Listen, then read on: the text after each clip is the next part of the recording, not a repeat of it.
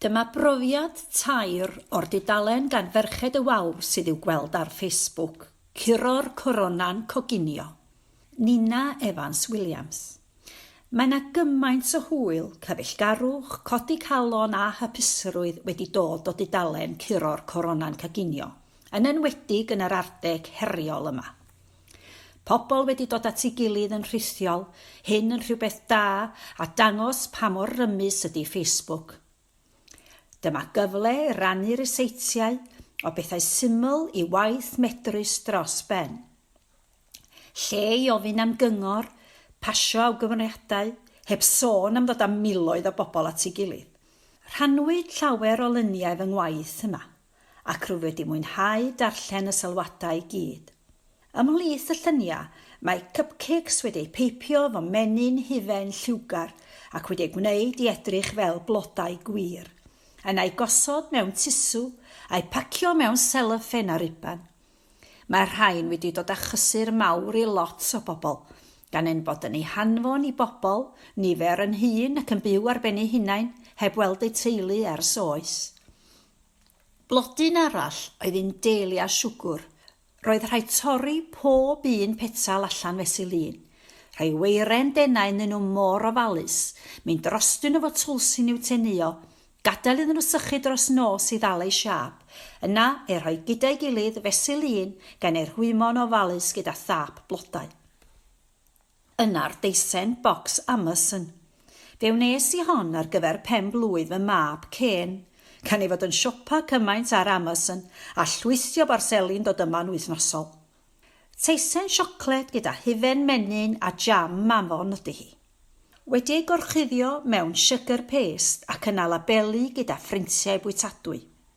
Wedi rhoi llun ar y dudalen, fe gafodd ei rhannu gan filoedd, ac fe aeth y llun yn llythrenol rownd y byd ac fe wnes i gyfweliadau gyda phobl ym mhob man, o Radio Cymru i raglen frecwast foreol ar deledu yng Nghanada. Llunos Angharad Owen. Mae'r cyfnod clo'n sicr wedi bod yn gyfnod heriol i ni gyd, ond yn bersonol yn ystod y cyfnod yma, dwi wedi cael pleser mawr yn edrych ac yn cyfrannu'n rheolaidd i'r dudalen Curo'r Corona'n Coginio. Dyma dudalen yn sicr sydd wedi dwy'n ffrwyth ar draws Cymru a thu hwnt, ond yn fwy na hynny, mae wedi dod â foddhad a phleser dyddiol i mi fod yn edrych arni. Dwi wrth y modd yn gweld yr holl fwyd gwahanol ac yn fwy na hynny rhannu syniadau. Mae hi wedi bod yn braf cyfarfod a chreu ffrindiau newydd sydd yn beth rhyfedd iawn i'w ddweud mewn cyfnod clo. Ond teimla fod yr holl sylwadau positif wedi dderbyn gan bobl wedi gwneud i mi deimlo fel taswn i'n ei hadnabod ers blynyddoedd.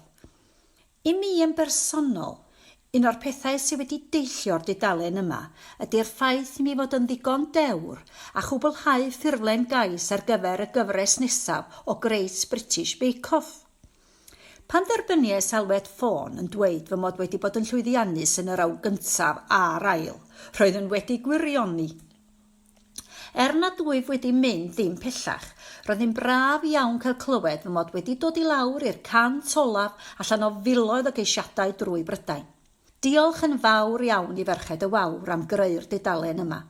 Mae hi wedi bod yn blatfform arbennig ac yn sicr wedi codi calon nifer fel finnau yn ystod cyfnod mor heriol. Rhian Cadwaladr. O ymuno'r dudalen yn fuan ar ôl iddi gael ei chreu, cefais fy machu yn syth. Wrth fy modd yn gweld y mathau y fwydydd sy'n cael ei fwyta a sut y mae pobl yn cael ei hysbrydoli gan ei gilydd, ac yn rhyfeddu at sgiliau'r cogyddion, y pobwyr cacennau yn arbennig. Mi ddechreuais rannu lluniau o fy mhrydau i, yn enwedig ar nosweithiau Gwener, pan oedd yn cymryd arnam od i mewn bwyty, ac wneud chydig mwy o ymdrech yn y gegin gan arbrofi fy'r esetiau fy hun. Roedd hi'n hyfryd erbyn adborth gan aelodau'r dudalen. Mewn adeg, pan roedden ni gyd dan glo ac yn gweld fawr neb, roeddwn i'n teimlo mod i'n rhan o deulu mawr o bobl hynod glen oedd yn rhannu'r un diddordeb mewn bwyd. Braint arbennig oedd cael 2 recites yn y llyfr a ddeilliodd o'r dudalen, A chyffroes iawn wedyn oedd cael y cyfle gan wasg y bwsyn a'r cyngor llyfrau i greu llyfr coginio fy hun. A finnau'n ei casglu ers farddegau, dyna freuddwyd yn dod yn wir. Mi fydd llyfr Casag y Dwaladr yn cael ei gyhoeddi yn hwyrach ymlaen eleni. Fyddai hyn ddim wedi digwydd heb y dudalen, felly diolch o galon i Ferched y Wawr ac i aelodau'r dudalen am eu cefnogaeth.